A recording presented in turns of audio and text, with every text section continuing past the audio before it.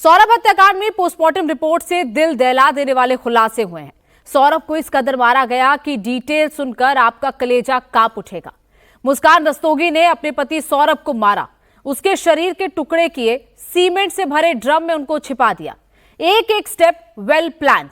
फिर मुस्कान ने सरेंडर कर दिया। पुलिस को खुद ही बता दिया कि सौरभ के शरीर के टुकड़े कहां हैं। साहिल के घर का पता भी दे दिया। शातिर मुस्कान आखिर टूट कैसे गई? क्या सौरभ राजपूत की मर्डर मिस्ट्री में जो कुछ दिख रहा है वो सिर्फ आई वॉश है? क्या मुस्कान के दिमाग में कोई और प्लान चल रहा है?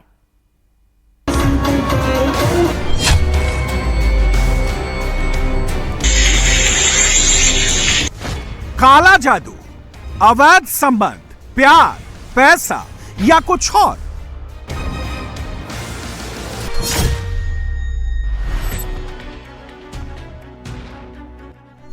सौरभ राजपूत की हत्या की वजह क्या है?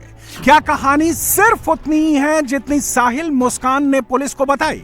क्या सौरभ के पैसे से मुस्कान साहिल के साथ नई जिंदगी शुरू करना चाहती थी? क्या तंत्र मंत्र काले जादू के चक्कर में गई सौरभ की जान?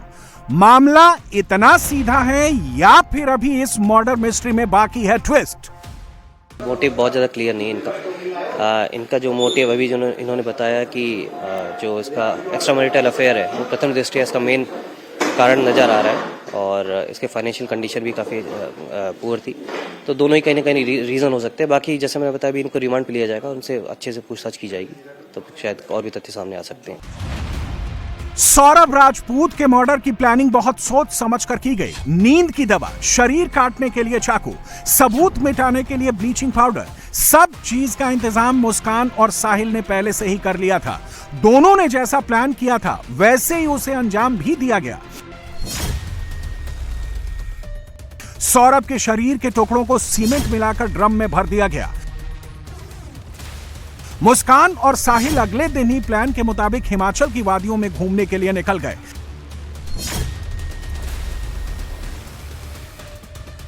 न आस पड़ोस को शक हुआ, न सौरभ और मुस्कान के परिवार को, यानी द परफेक्ट मर्डर।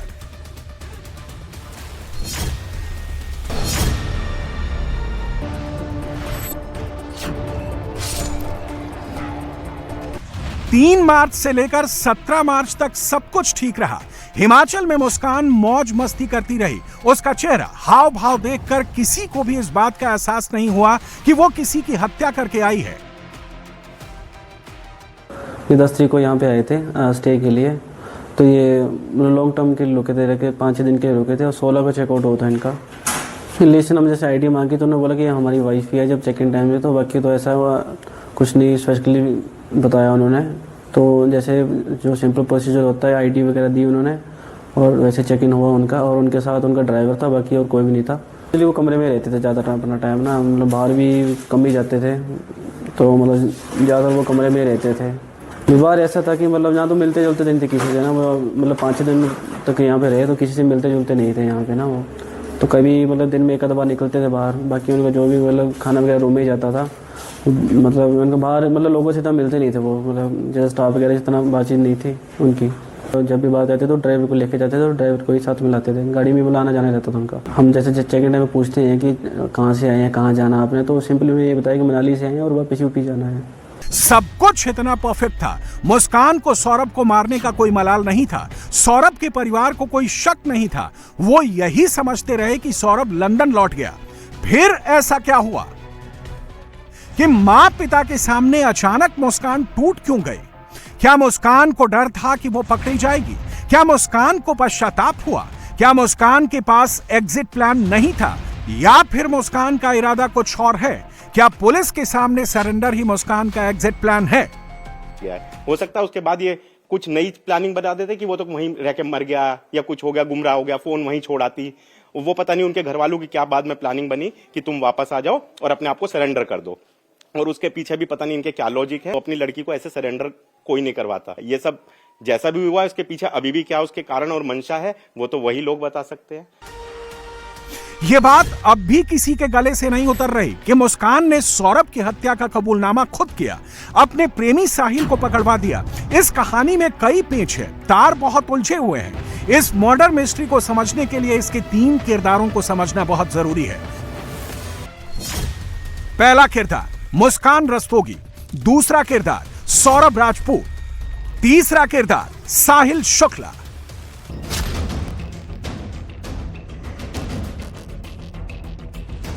मेरठ की इस मर्डर मिस्ट्री के सेंटर में है मुस्कान रस्तोगी, वो लड़की जिसकी इमेज चुलबुली है, देखने में बहुत मासूम है, बिंदास है, मिडिल क्लास घर की लड़की है, लेकिन उसके शौक अमीरों वाले हैं।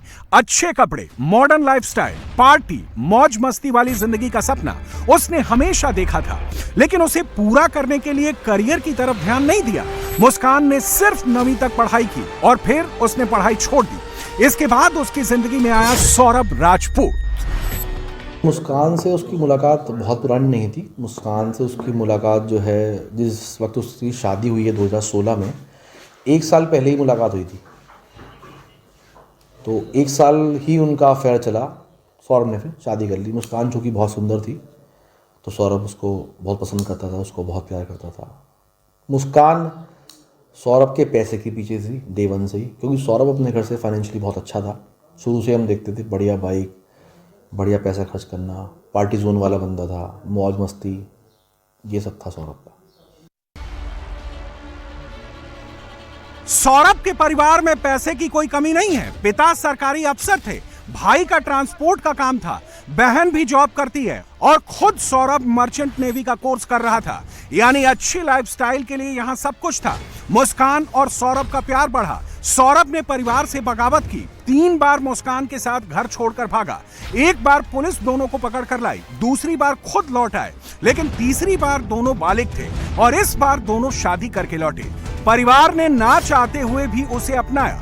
कुछ दिन सब ठीक रहा, लेकिन कुछ दिन बाद मुस्कान ने अपना असली रंग दिखाना शुरू कर दिया। भैया वो तो जब से घर में आई थी, जब से हमारे तो सभी परेशान थे उससे, तो सभी परेशान थे उससे। मोहल्ले वाले क्या, सब क्या, सभी पूछते, सभी परेशान थे उससे। हमारा क्या, हम तो थे अंदर, वो तो गली मोहल्ले में भी खड़ी हो के इतनी गंदी गंदी गाली देती थी कि पूछो मत। वो क्यों करते तो हम क्यों कर, क्या करते, क्या नहीं करते। हमने कहा जरा शांति रहे, घर में बनी रहे। हमने ऊपर कमरा भी दे दिया रहने के लिए, सब कुछ कर दिया, और क्या करते, क्या करते उसके साथ। खाना हम बनाते, कपड़े हम धोते, सब काम हम करते उसका। जब भी उसको रहना नहीं आ रहा था, जब भी रहना नहीं आ रहा था, लड़ लड़ के मैं तो अलग रहूंगी, अलग रहूंगी। मैंने कहा भैया तू भी जा, इसे भी ले जा। यहाँ पर भी रह के आजादी चाहिए थी कि मैं घूमूं फिरूं सड़कों पे, इधर इधर इधर इधर। वो चीज हमें पसंद नहीं थी और लड़के को भी इतनी पसंद नहीं थी। वो उसके कहने में उसे ले जाता था, करता था। जब भी वो लड़ाई करती थी, गाली गलौज करती थी वो बहुत, किसी भी बात पे चालू हो जाती थी। बर्तन फेंकना, अपनी बच्ची को मारना, ये सब वो बहुत परेशान करती थी। ये वो जानबूझ के करती थी कि परेशान हो। कम से कम 3-4 महीने तो वो एकदम सही रही। उसके घर वाले भी आते थे तो वो हमारे को फोन करके बोलती थी कि पापा आ गए, जल्दी आ जाओ। उसके बाद जब से वो उनके घर जाने लगी है ना, 3-4 महीने के बाद, उसके बाद से ही अपने माँ बाप के घर, जब इसे उसके जो है लड़ाई झगड़ा चालू हो गया। तो सौरभ के परिवार को तो रख ही नहीं पाई। वो जो आई, उसने यहाँ घर में लड़ाइयाँ शुरू कर दी। सौरभ की जो मम्मी है उनके साथ अननेसेसरी लड़ाई करना। सौरभ का जो बड़ा भाई बबलू, उस वक्त उसकी शादी नहीं हुई थी, उनसे बदतमीजी करना, जबकि बबलू बहुत शांत प्रवृत्ति का आदमी है। हमारा घर चूँकि बिल्कुल सामने था, कुछ हमारे घर में किराएदार उस वक्त रहते थे, वो छत पे सोते थे। तो सौरभ उसको मारता भी नहीं था, लेकिन वो तब भी शोर बहुत मचाती थी। अपने फुल बाल नोच लिए, कुछ कर लिया कि मुझे मार रहे हैं। मोहल्ले में ऐसी इमेज बनानी चाहिए कि सौरभ के घर वाले और सौरभ उसको जो है प्रताड़ित करते हैं। उसकी शादी 2016 में हुई थी और 2 साल वो हमारे घर में रही। उसने जो हमें नहीं देखना था उसने हमें वो भी दिखाया। हमारे घर आज तक पुलिस नहीं आई थी। उसने पुलिस, आए दिन पुलिस बुलाती रहती थी, घर वालों को धमकियां देती रहती थी। फिर उसने पता नहीं क्या मेरे भाई को भड़काया, बहलाया, फुसलाया और उसको वो घर से ले गई। और जब जा रही थी तो जाते जाते ये कह के गई थी कि मैं तुम्हें तुम्हारे लड़के का चेहरा नहीं देखने दूंगी। परिवार वालों का आरोप है कि सौरभ जब नौकरी करने दुबई गया तो मुस्कान ने उसे वापस बुलवा लिया।